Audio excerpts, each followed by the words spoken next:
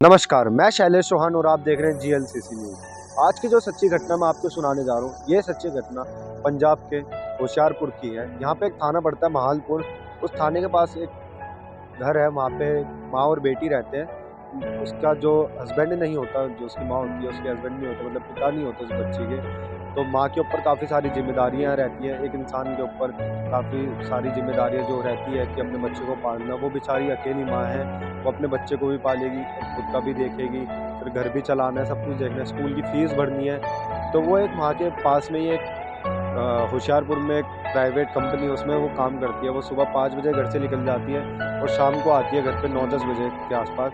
जब तक उसकी बेटी स्कूल जाती है सुबह-सुबह, तो स्कूल निकल जाती है। स्कूल के आने के बाद उसकी बेटी का सिर्फ घर पे कामकाज रहता है, घर का खाना-वाना बनाना, अपने लिए खाना बनाना, पढ़ाई-लिखाई करना और बाकी साफ-सफाई करना, और रात को जब माँ आएगी तो माँ के लिए भी खाना बनाना। लेकिन एक दिन जब उसकी माँ की तबीयत खराब थी, तो उसकी माँ एक दिन की छुट्टी ले लेती है अपनी ऑफिस से और घर पे आराम कर रही होती है। तो बेटी जो होती है अपनी माँ के लिए चाय और खाना-वाना लेकर आती है, तो माँ की एकदम से उसके पेट में नज़र जाती है, तो देखती है कि इसका पेट एकदम से इतना ज़्यादा बाहर कैसे निकल गया। कुछ टाइम पहले तक तो पेट एकदम नॉर्मल था, एकदम से बाहर कैसे निकल गया। तो माँ थोड़ा-सा घबरा जाती है कि ऐसा कैसे हो सकता है, या कुछ और प्रॉब्लम है या कुछ, वो भी समझ नहीं पाती कि दिक्कत क्या होती है। तो जाते हैं हॉस्पिटल, पास के ही होशियारपुर के हॉस्पिटल में। वहाँ पे सरकारी हॉस्पिटल, वहाँ पे उसका टेस्ट होता है और टेस्ट के दौरान ये पता चलता है कि जो 14 साल की बच्ची है, वो बेचारी 14 साल की महज़, उस बच्ची एक 7 महीने के बच्चे को अपने पेट में पाल रही है। ये सुनते के साथ ही उसकी माँ के पैरों तले ज़मीन खिसक जाती है नीचे से। तो फिर वो जब घर पे आते हैं तो माँ उससे पूछती है कि बेटा तेरे साथ कैसे हुआ? ये तेरे साथ किसने करा? तू मुझे बता। लेकिन जो बेटी होती है वो इधर-उधर की बातें घुमा के उसको कन्फ्यूज़ करने की कोशिश करती है अपनी माँ को। लेकिन माँ जब रोते-रोते बोलती है कि प्लीज़ बेटा तू बता दे, अगर ये बात कहीं बाहर निकल गई तो समाज हमें जीने नहीं देगा, हमें ताने कसते रहेंगे क्योंकि तेरे पिताजी भी नहीं है, ऐसा-ऐसा कह के हमें बहुत कुछ बोला जाएगा। तो बेटी भी एकदम से रोने लग जाती है। तो बेटी अपनी माँ को बताती है कि जब आप ऑफ़िस चले जाते थे, कुछ टाइम पहले चाचा आए थे। ये बात ज़्यादा पुरानी नहीं है, ये बात 28 अक्टूबर 2021 की है।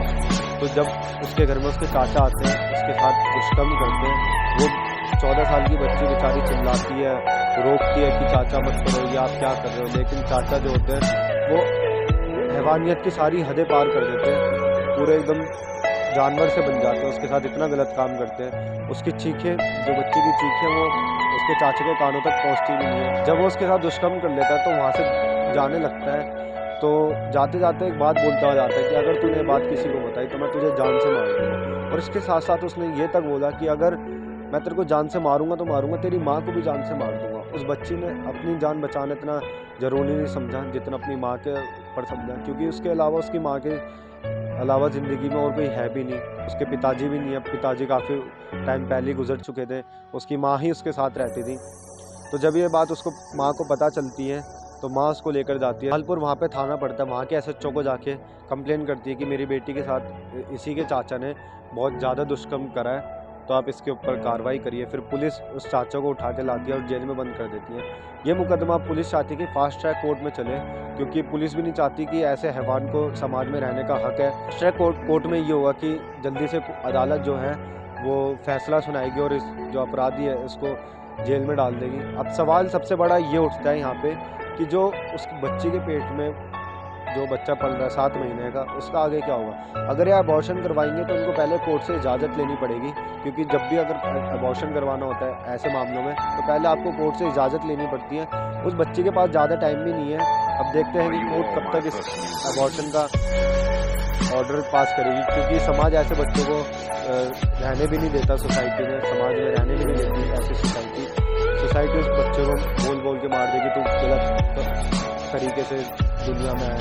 उस बच्ची को इतना कुछ सुना देगी, ताने कस देगी, उसकी माँ को ताने कस देगी, समाज उनको रहने बिल्कुल नहीं देगा अपने आस-पास। तो अब देखते हैं कि इसमें क्या होता है। हमारे कहानी का उद्देश्य आपको चोट पहुँचाना नहीं होता, बल्कि आपको सतर्क करना होता है। अगर आप सिंगल पेरेंट चाइल्ड हैं, तो अपने बच्चों का अच्छी तरीके से ध्यान रखिए, उनको भी थोड़ा समय दीजिए। ऐसा नहीं कि आप पूरी तरीके से काम-काज में फँस जाएँ, उनका भी थोड़ा टाइम स्पेंड करिए उनके साथ, उनसे बातें करिए कि आज तेरे साथ क्या हुआ, आज तूने क्या करा पूरे दिन भर में। बस ऐसी थोड़ी-थोड़ी बातें करिए, उनके साथ प्यार प्रेम बनाए रखिए। नमस्कार, जय हिंद, जय भारत।